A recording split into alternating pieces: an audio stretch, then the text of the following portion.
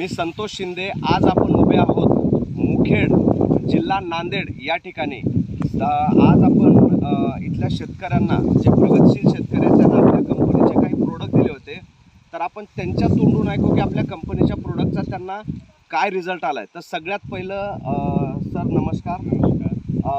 आमच्या म्हणजे कंपनीच्या लोकांना तुम्ही तुमचं पूर्ण नाव आणि गाव सांगा।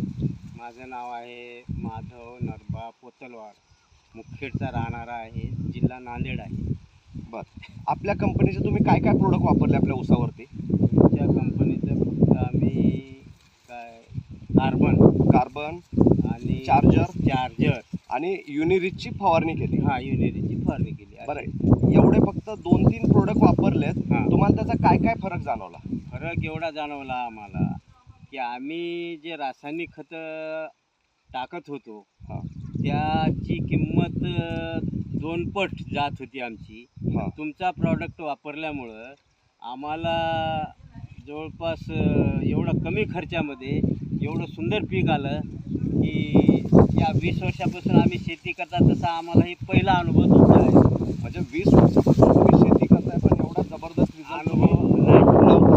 आम्ही रासायनिक खतं वापरत होत्या, पण त्याचे रिझल्ट एवढे जबरदस्त दिसत नव्हते। बरोबर।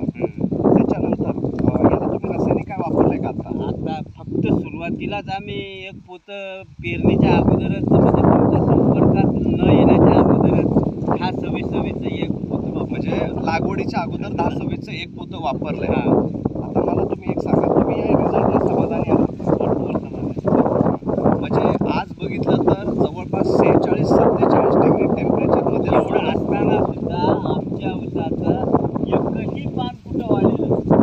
आणि आमच्याच शेजाऱ्याचं बघा, ते शेतकरी खत टाकलाय, 10-26-26 टाकलाय, पोटॅश टाकलाय, युरिया टाकलाय, ते बघा त्याच्या शेताची काय हाल आहे, वाळून चालला ऊस। यस, म्हणजे जिथं रासायनिक वापरलाय हां, तिथं सगळा ऊस वाळून चाललाय, आणि जिथं रासायनिकचा एक दानाही न टाकता फक्त जैविक वरती आज 47 टेम्परेचरमध्ये सुद्धा तुम्हाला हा एवढा सुंदर रिझल्ट भेटतोय आलेला आहे। यस।